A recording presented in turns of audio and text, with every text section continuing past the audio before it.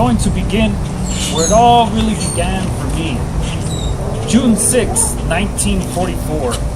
A world away from this place. A world away from my home.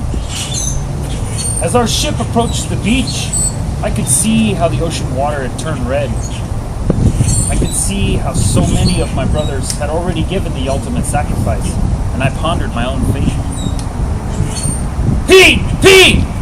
My sergeant yelled at me, encouraging me to jump into the chest-high red water. Immediately in that moment, I thought of my mamacita. Pedro, ten cuidado! A familiar warning to my memory not to touch the hot stove in our little adobe house when I was young. It's two names, but one me. Two lifetimes, but one life. I was born Pedro Jimenez in the year 1917 in New Mexico. 20 years later, I found myself a part of the 29th Infantry Division that was attached to the 1st Infantry Division. And now we were a part of the first waves at the European theater, or as it's known today, the Western Front. Once I made it to shore, I dug myself a foxhole to take cover from Hitler's infamous Blitzkrieg. That means lightning war, and I assure you that's just what we faced. Once the firefight ceased, we were able to gain a few more yards on the beach until we were under fire again. So I dug another foxhole in the cold, red mud of the beach. This went on over and over, again and again, hour after hour, day after day.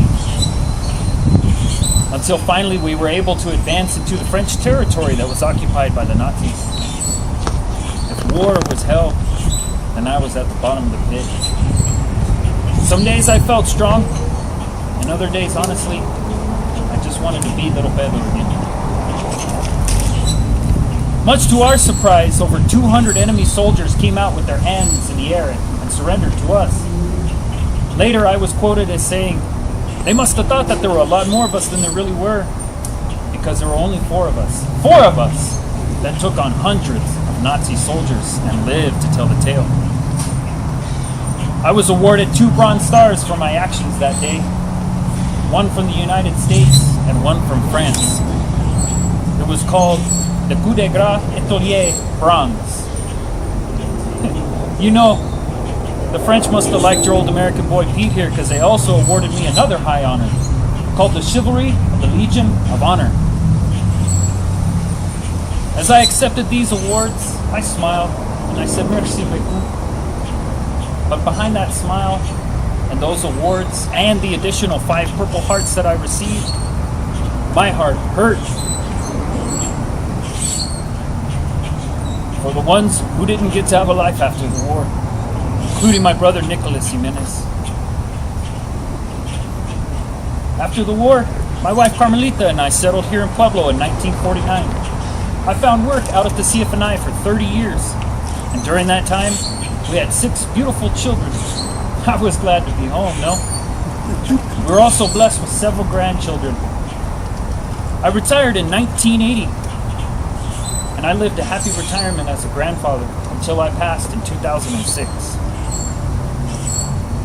My family carries on my legacy, as 3 family members have been active duty military since my passing, and I couldn't be more scared for them as I am proud.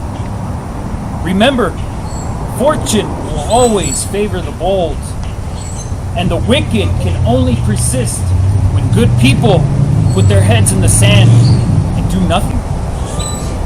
Thank you for stopping by this evening. If you're ever on your way to the airport, you might just see my name on a street sign too. God bless America, from sea to shining sea.